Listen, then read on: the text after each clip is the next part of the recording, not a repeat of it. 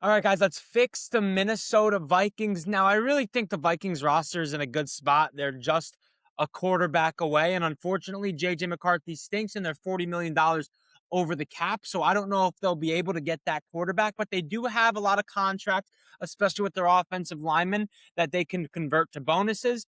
Justin Jefferson has a big chunk of change that he can be converted to a bonus, and that can free up some cap space. If you're the Minnesota Vikings, do everything you can to sign Malik Willis. I think Malik Willis in a Kevin O'Connell system, throwing the ball to Justin Jefferson, Jordan Addison, TJ Hawkinson behind this offensive line that is a top 5 unit in the NFL when it's fully healthy, albeit it's never really fully healthy because it's pretty old. And they got a lot of guys that get banged up. But either way, this defense is elite.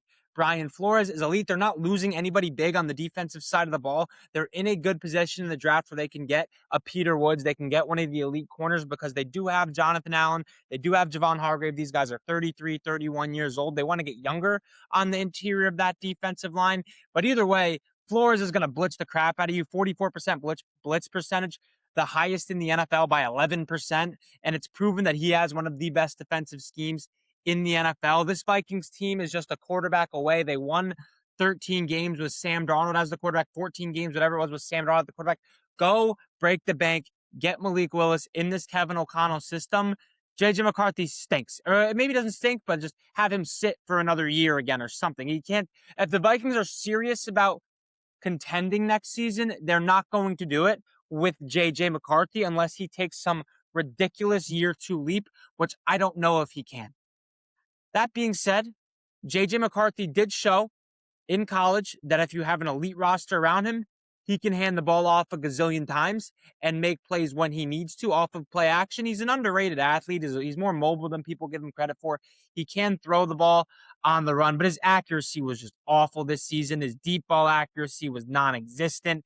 I mean, you have Justin Jefferson and Jordan Addison, and you're just pissing down your leg every chance you get. There were times this season where it felt like J.J. McCarthy could have played and Kevin O'Connell was just going with Carson Wentz or at times Max Brosmer just to protect him. I don't know how much validity is in that statement, but if I'm the Vikings, I'm going and getting Malik Willis. And now, if you don't want to get Malik Willis, I think that's foolish.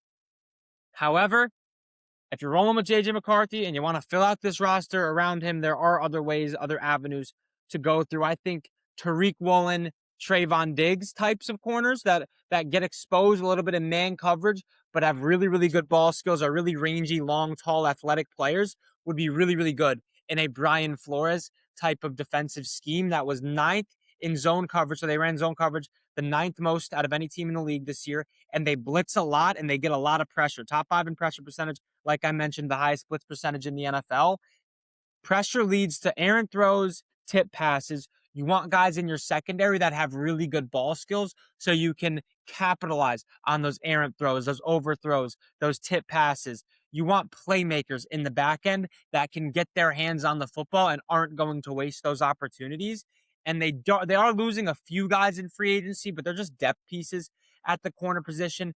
Jalen Redmond is let me find it. I have it in my notes here because it is a little bit of a mouthful.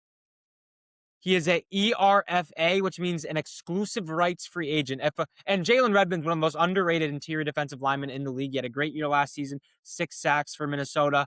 It refers to a player with an expired contract and fewer than 3 accrued seasons in their team's offer. If the team offers them a 1-year league minimum, then the player can't negotiate. So it's really just a big fuck you to the player. We're going to give you a minimum. So Jalen Redmond's going to be back on a really, really team-friendly deal. They have 8 draft picks. They have $40 million. They're $40 million over the cap.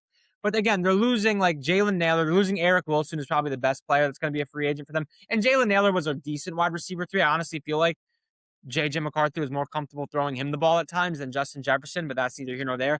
Eric Wilson was a solid player, second leading tackler. But there's a bunch of really, really good linebackers in this class, off-ball linebackers, Sonny Styles, Jacob Rodriguez, excuse me. That's like the 3rd time I've done that. Oh boy. But either way, Aiden Fisher, like there's really good off-ball linebackers in this class where you can fill Eric Wilson pretty easily. Ty Chandler, Jeff Okudah, Fabian Moreau, Tavier Thomas. Like these aren't any elite players that they're missing. It's just a lot of CB depth. That's why I think the Vikings in the draft with their first pick should go best player available on their board at the corner or interior defensive line position, whether that's Peter Woods, Avion Terrell, Gerard McCoy, McDonald from Ohio State, whoever they have as the best interior defensive lineman and or corner that's on their board at the time of the Vikings pick, that's where they should go because their cornerback room, other than Cam Bynum, is not the greatest. Who's the other one? Is it Isaiah Rodgers, I want to say? That's not ideal. Harrison Smith's a fossil. They need to shore up that back end a little bit. But like I was mentioning earlier with Tariq Woolen and Trayvon Diggs, it's a really, really good cornerback free agency class. And there are also some really good interior defensive linemen that they can attack as well if they want to spend a little bit of a pretty penny on a 1-2 year deal. John Franklin Myers from Denver, he's going to be a free agent. Sheldon Rankins, who just constantly, no matter where he is, just produces at above league average defensive tackle play. Cameron Jordan's a free agent. And then if they want to go on a little bit of a cheaper side, DJ Reader, Tim Settle are some guys that could be some really good 1 year, $6 million, 2 year, $12 million type of players for the next couple of years at the defensive tackle position. But I do think they should get younger there. And Peter Woods and McDonald from Ohio State is just an absolute beast as well. And for a team that blitzes and runs as much zone as Minnesota does, I feel like as long as you have athletes in the back end, you'll be okay because you're going to get a lot of pressure. You're going to confuse quarterbacks a lot. Like this Minnesota team is too good on paper. They have too good of a coaching staff to not go and get Malik Willis. Like, I'm serious. They need to try and win now, and Malik Willis in that KOC system would just feed generations. And that would make the take that I had earlier a week ago or so, where Malik Willis is has top five, best available free agent. He has top 5 upside at the quarterback position. It would make that take age like fine wine if Malik Willis ended up in Minnesota. So I think that's really the key. The running back position is also another weakness, probably the only weakness on the offensive line. Like Aaron Jones, Jordan Mason doesn't offer a lot of explosiveness. There's a few good running backs on the cheaper end that I think really do. And that's J.K. Dobbins and Kenneth Gainwell are 2 guys that I think are really, really explosive on free agency. Especially Kenneth Gainwell was really, really underrated for Pittsburgh last year. He was one of their best players offensively. I think bring in one of those guys. And if J.K., if he's healthy, he's a top 15, top 10 back in the league. So one of those guys, bring him in on a cheap deal and then draft either Peter Woods, Avion Terrell. I don't think McCoy or the LSU corner is going to be there. So it's probably going to be Peter Woods or the tackle from Ohio State. I think that's the play. Get younger at defensive tackle. And if you go defensive tackle, then Trayvon Diggs, Tariq Woolen. If you go Gerard McCoy, then get like a John Franklin Myers or Cam Jordan free agency. But I guess the draft's after free agency, so I guess that logic doesn't make a whole lot of sense. All right, fine. Fucking sign them all. Sign Tim Settle. Sign Tim Settle. Sign Trayvon Diggs. Sign Tariq Woolen to pretty cheap deals. I don't know about Tariq Woolen, but Trayvon Diggs, I don't think there's going to be much of a market for him because he was burnt toast. One of the highest paid corners in the league last year. Chicago. Neither one of them. The Cowboys have one of the